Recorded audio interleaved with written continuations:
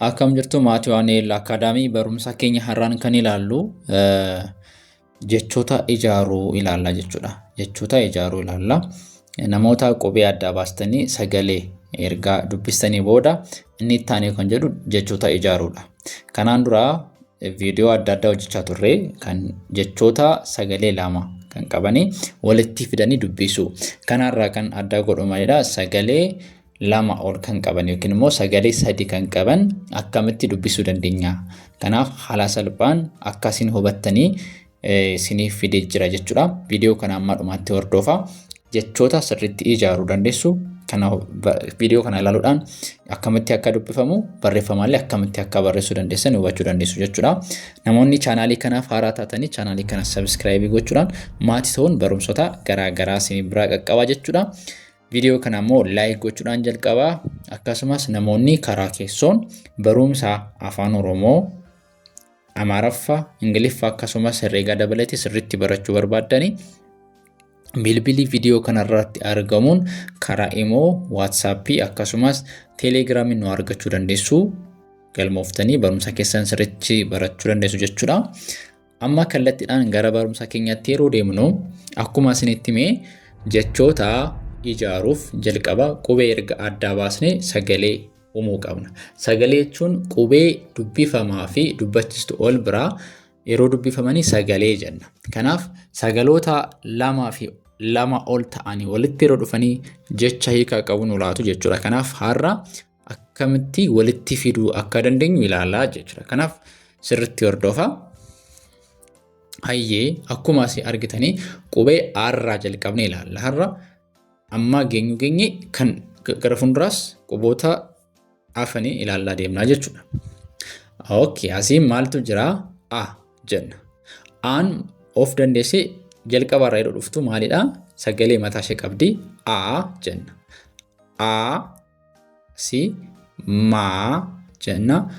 Asi la. A ma la. Argitanii sagalee sadii qaba. Sagalee sadii qaba. A ma la. Kanaaf jechoota warra kana yeroo walitti dubbisnu hiikaa nu kennu jechuudha. Kanaaf asitti maal ta'a? Amala. Amala. Amala ta'a jechuudha. Asimmoo yeroo dhufnu ammas A jedhee jalqabaa. A kee ka. Amma dubbachisuun asii lamadha. Kana jechuun sagalee yeroo dubbisnu dheeressina. Kee jenna jechuudha. A kee ka. Kanaaf walitti akeeka. Akeeka jenna jechuudha. Asitti immoo yeroo deebinu asii b jenna sagalee gabaabaa qaba. B raa ru. B raa ru. Walitti baraaruu. Baraaruu ni ta'a jechuudha. Asitti yeroo deebinu immoo b dhaa jenna. Kana qubee dachaas sirriitti qubee yeroo dubbistan ergaa qubee adda baastanii booda qubee dachaan baruun dirqamaadha. Qubee dachaan yeroo hundumaa maal gidduu dhufuu danda'a? Sagalootaan qubee barreessinu keessa yookiin immoo jechoota dubbisnu keessa jechoota barreessinu keessa dhufu waan ta'eef sanillee sirriitti adda baasanii baruun ni barbaachisa. Kanaaf viidiyoo kanas wajjin irraa waan ta'eef achirratti hordofuu dandeessu. Kanaaf daa fi haa dhaa jenna. Dubbachiistu immoo dheeraa qaba. Dhaa. Kanaaf b dhaa sa. Badhaasa. Walitti badhaasa. Badhaasa jenna jechuudha. Asimmoo eedha. Kanaaf bee. Sagalee bee. Achi ka. Achimmoo maa. Kanaaf bee ka maa. Walitti beekamaa. Beekamaa jenna jechuudha. Ittaanee asis dubbachistuun e waan taateef bee jenna. La jennaasi laallamaadha. Yeroon qubee dubbifaman lama wal fakkaata yeroo dhufu qubee sana jabeessinee dubbisna. Asii la.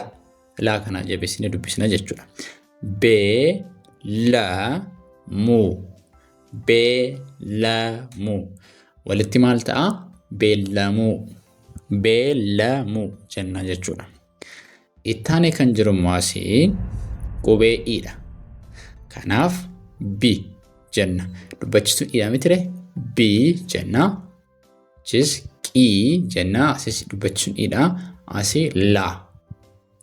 Kanaaf B qii la. Biqila. Walitti biqila. Biqila jenna jechuudha.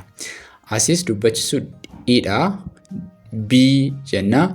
D jenna. Ruu. Bidiruu. Kanaaf walitti bidiruu jenna jechuudha. Taanee maaltu jira? Qubee O. Dubbachistuu qubee O baa wajjin yeroo dhuftu akkamitti dubbifamti? Bo jenna mire. Bo jenna. Chira. Raa. Sagalee dheeraa waan ta'eef raachiti. Boraati. Walitti boraati ni ta'a jechuudha. Taanee kan jiru oodha. Kanaaf boon jedha. Bosona. Walitti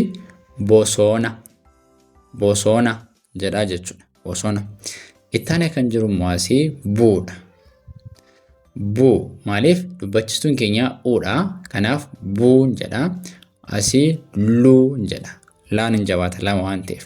Buuluqa. Buuluqa. Walitti bulluqa ta'a jechuudha. Ittaanee kan jiru immoo asii buudha.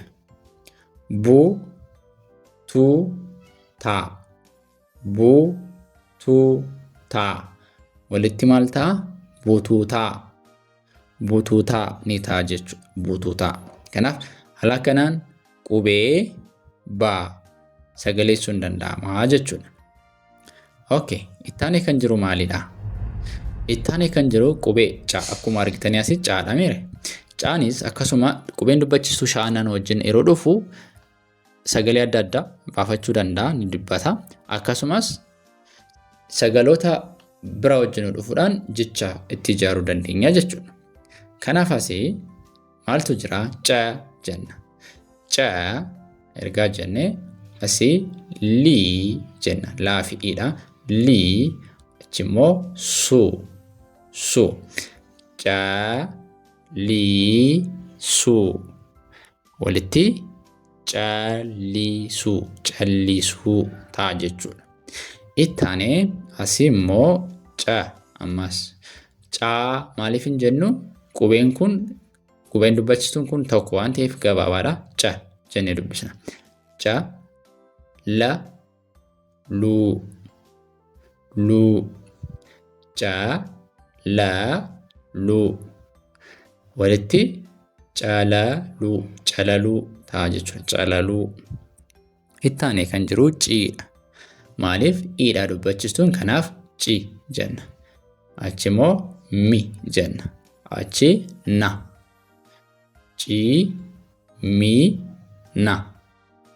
Cimina.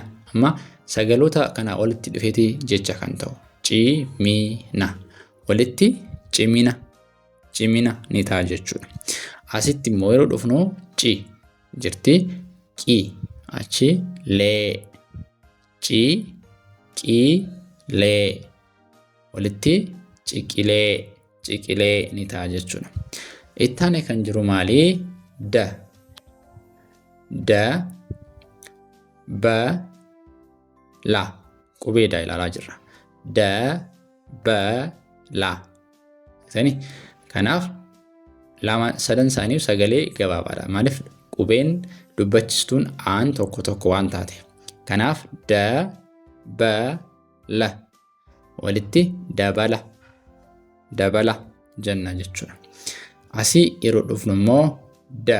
Ammas achi daa fi haa qubee dachaadha waliin jenneerra. Kanaaf dhaa taati.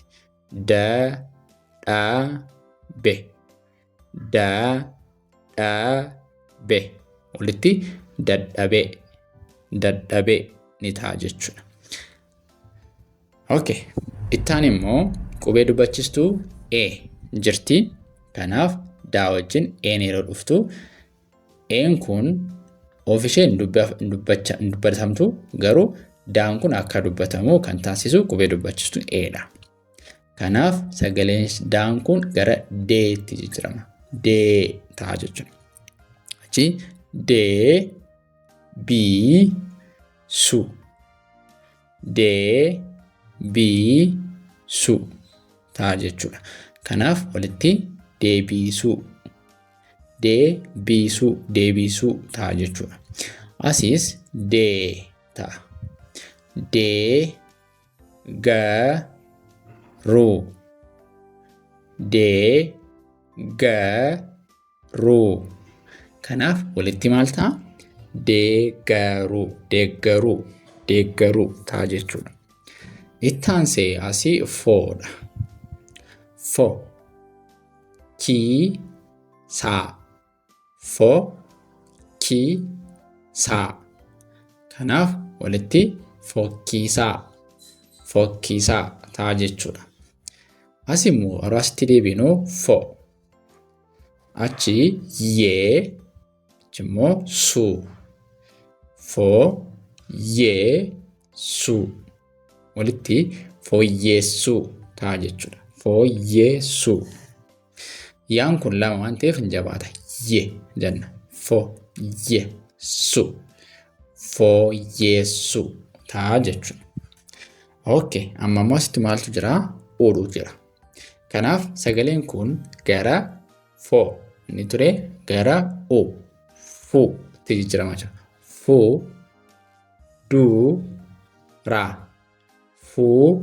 Fuudura. Kanaaf walitti fuudura ta'a jechuudha. Fuudura ni ta'a jechuudha. As immoo deebine maaltu jira? Fu. Ammas fuudha. Asii qubee dachaa lama qabna. Daahaa, chaahaa. Kanaaf qubee dachaa baay'een isaanii kan qabanii qubee haa qabu miti. Baay'een isaanii qubee haa qabu. Kanaaf isa kanaa dha jenna. Mitire dha. Maaliif daa fi haa dha jenna.